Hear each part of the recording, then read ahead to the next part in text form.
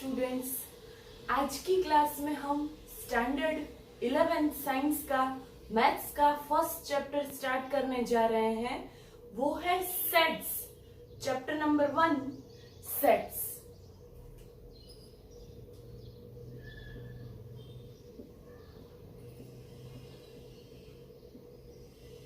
Now what is set? Set क्या है? Set एक ग्रुप है। सेट वेल डिफाइंड ऑब्जेक्ट्स का ग्रुप है। तो हम सेट की डेफिनेशन लिखने जा रहे हैं।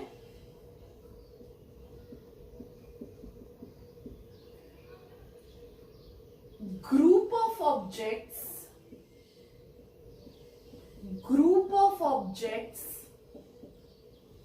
that have one common characteristic.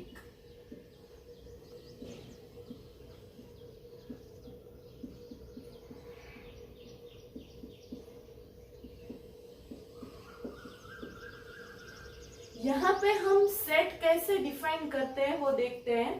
Set is a group of objects that have one common characteristics. Means यहां पे हमें क्या जानना है कि कोई भी सेट हो तो उसमें जो एलिमेंट्स है वो सभी की कोई एक कैरेक्टरिस्टिक कॉमन होनी चाहिए। Okay, for example set of vowels in English alphabet. Vowels in English alphabet हमें पता है कितने वोवेल्स है। There are 5 vowels in English alphabet. मैं यहां पे लिख रही हूं A, E, I, O, U. There are 5 vowels in English alphabet.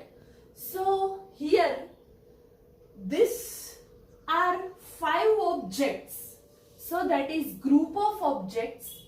और सभी की एक कॉमन कैरेक्टरिस्टिक क्या है?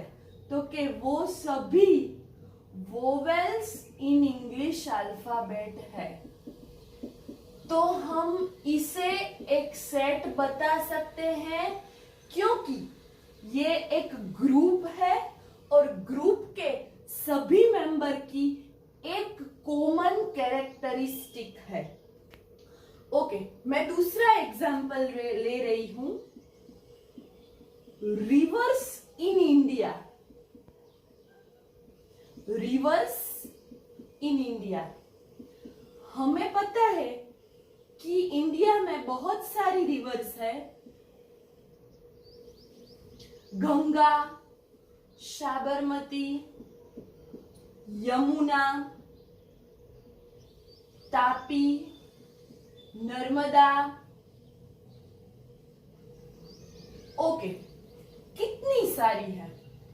तो यहाँ पे ये एक ग्रुप है। किसका ग्रुप है? तो कि reverse in India. Here there are 1, 2, 3, 4, 5 rivers and these all rivers belongs to country India, so they all have one common characteristic. तो आगे हम देखने जा रहे हैं कि ये सेट की डेफिनेशन पहले किसने दी? तो कि German mathematician one that is George contour, उसने पहले सेट क्या है वो हमें बताया। तो वो मैथमेटिशियन ने क्या बताया है कि set is well defined collection of objects. Okay, यहाँ पे हमें ये पता है कि ये कलेक्शन है, ये ग्रुप है, वेल डिफाइंड कलेक्शन है। बट ये डेफिनेशन की एक लिमिटेशन है, वो मैं आपको बताने जा रही हूँ। अगर मैंने एक स्टूडेंट को पूछा कि वो कोई हमारे जो 26 अल्फाबेट्स हैं उसमें से कोई 5 अल्फाबेट्स मुझे बताए, तो वो स्टूडेंट्स ने मुझे बताए। सपोज मैंने कोई ए स्टूडेंट को पूछा है तो उसने मुझे 5 अपने फेवरेट अल्फाबेट बताए हैं। वो है M, N, O, P, Q।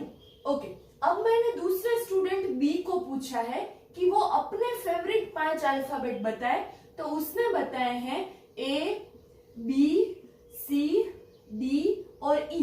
Okay, ये 2 well defined collection of objects हैं, बट पर्सन बदल रहे हैं तो आंसर्स भी बदल रहे हैं। तो सेट की ये डेफिनेशन की ये लिमिटेशन है, सेट में ऑब्जेक्ट्स बदलने नहीं चाहिए, कोई ऑब्जेक्ट्स, सभी ऑब्जेक्ट्स फिक्स रहने चाहिए। ओके, मैं दूसरा एग्जांपल ले रही हूं। मैंने स्टूडेंट ए को पूछा है कि वो 10 से कम मुझे इवन नंबर्स बताएं।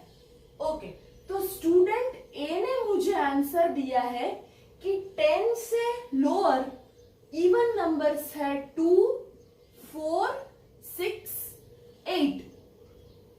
ओके, और बी स्टूडेंट ने मुझे बताया है, बी स्टूडेंट्स को भी मैंने यही पूछा है कि 10 से लोअर इवन नंबर मुझे बताए, तो उन्होंने भी मुझे बताया कि 2, 4, 6, 8।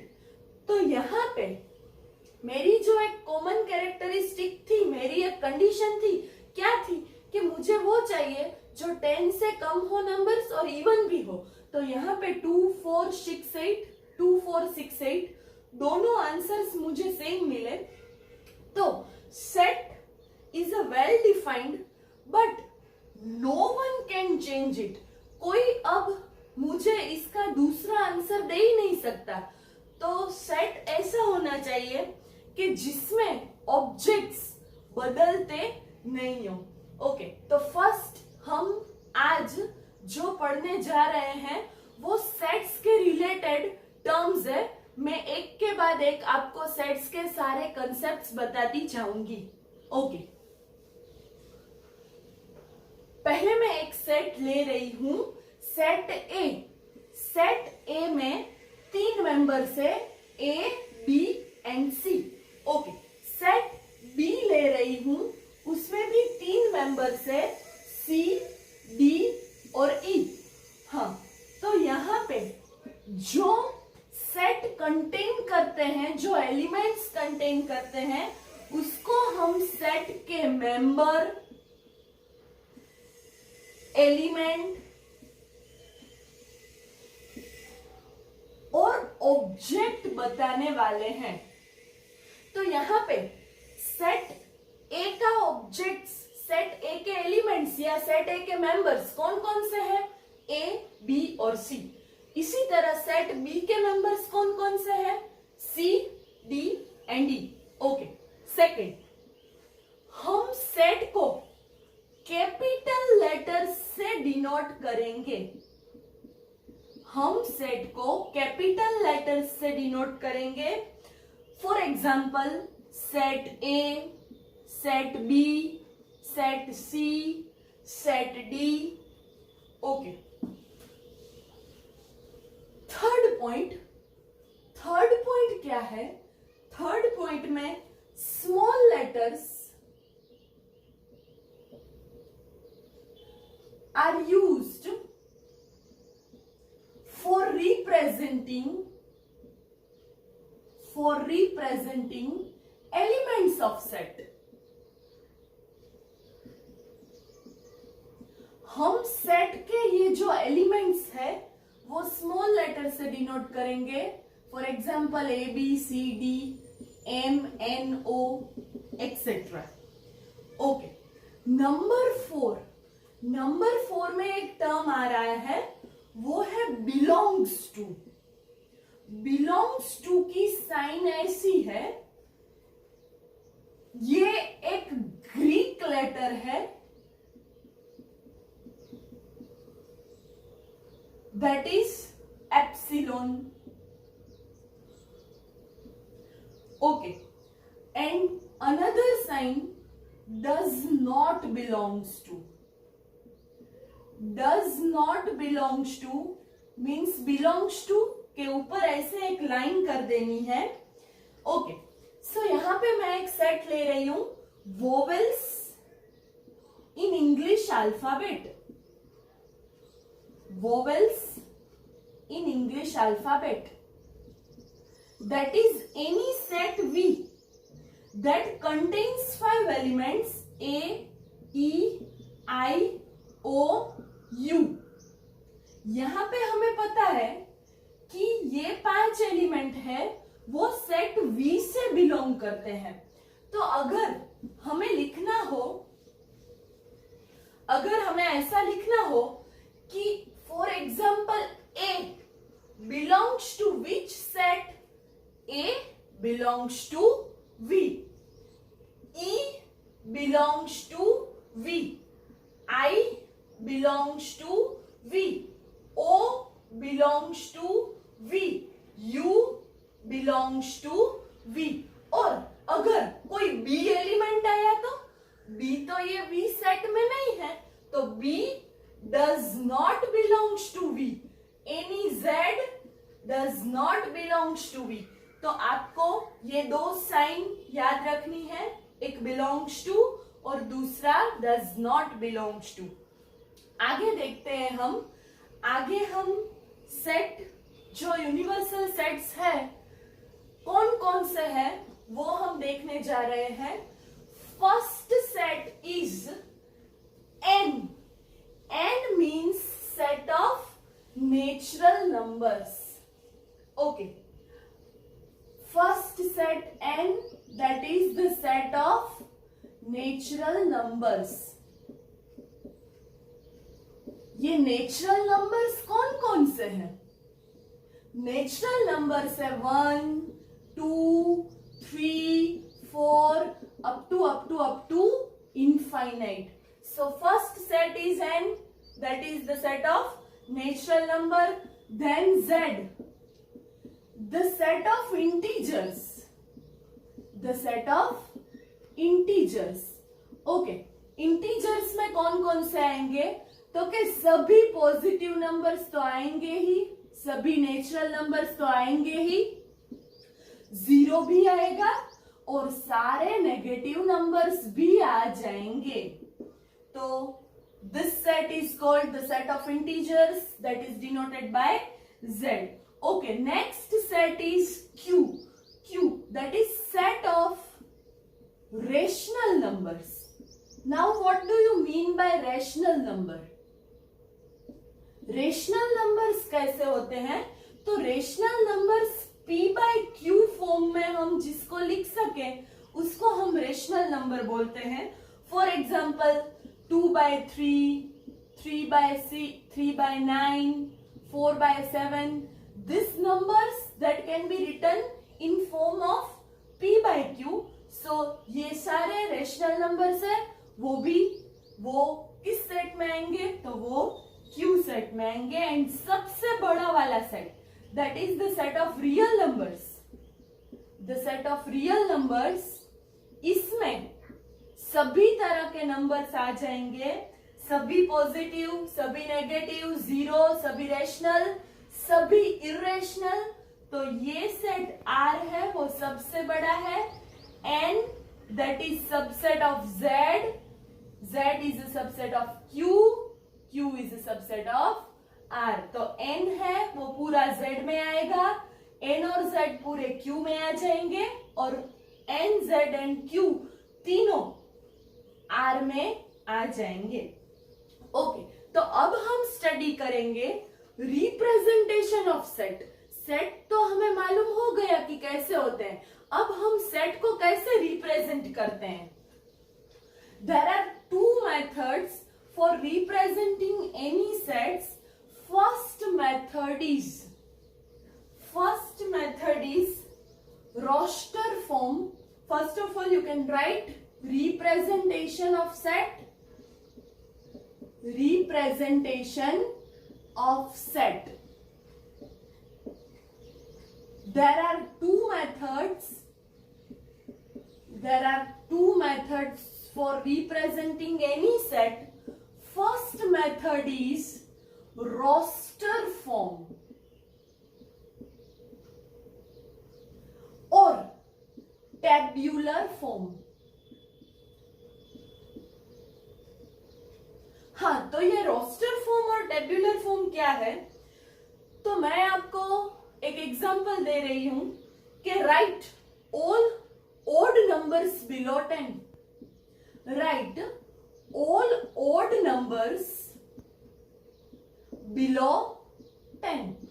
आपको पता है 10 से कम ओड नंबर्स कितने हैं? 1, 3, 5, 7, 9। ओके, तो ये सभी ऑब्जेक्ट्स को हम कोई सेट को हम कैपिटल लेटर्स से डिनोट करते हैं। तो यहाँ पे set A is equal to 1, 3, 5, 7, 9। हमें ये ऑब्जेक्ट्स को हमने सेट के अंदर कर्ली ब्रेसेस के अंदर कोमा करके ये सब ऑब्जेक्ट्स को डिफरेंशिएट किया है। तो this form is known as roster form और tabular form. Okay, another example I will take, that is any word river. हमें all letters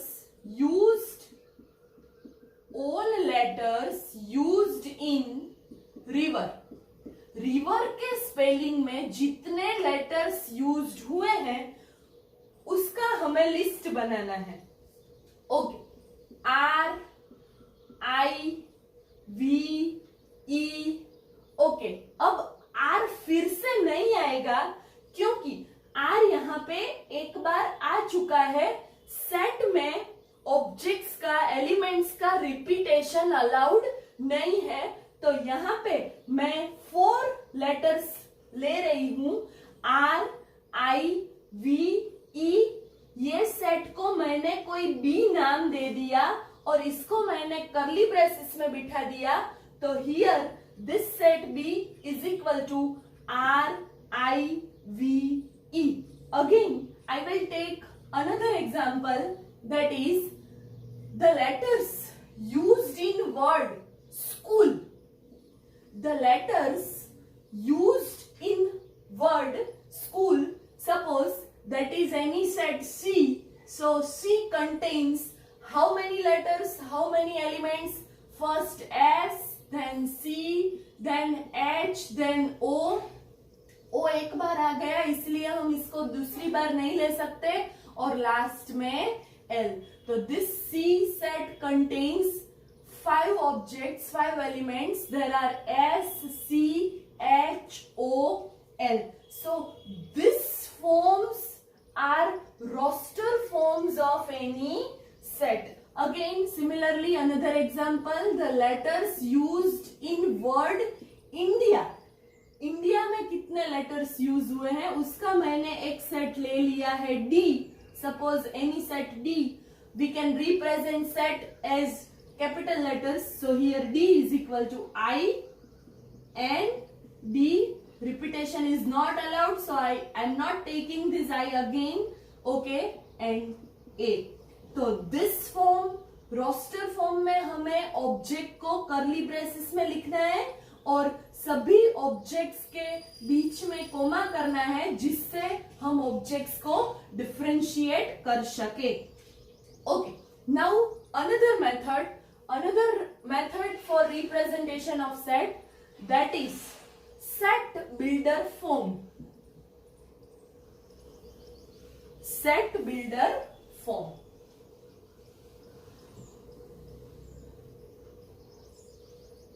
second method, that is set builder form.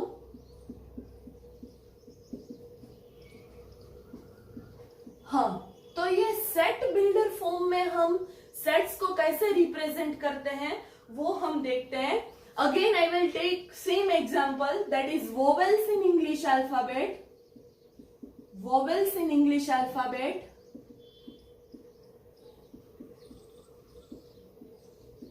we know that there are A, E, I, O, U. There are 5 vowels. So here we can represent this set as named any Y set X, where X belongs to set of vowels. This sign, that is our where. This sign is called where. So here any set Y where this X belongs to which set? Set of vowels.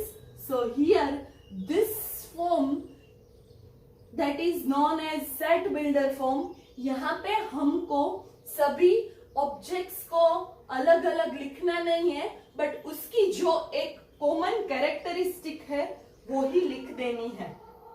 Okay, another example that is letters used in word river. हमने अभी ये example लिया था. Okay, take any set Z A where any letter. यहां पे हमको letters का set चाहिए, तो any letter A, that is A belongs to which set? Set of letters which are used in word river. तो यहां पे हमको R, I, V, E वो रिप्रेजेंट नहीं करना है, बट एक जनरल फॉर्मेट में उसको हमको लिखना है. तो ये फॉर्मेट सेट बिल्डर फॉर्म से जाना जाएगा. तो आज के क्लास में हमने सेट क्या है, सेट को हम कैसे रिप्रेजेंट करते हैं वो देखा. नेक्स्ट लेक्चर में मैं आपको सेट के टाइप्स पर लेके जाऊंगी. Thank you very much.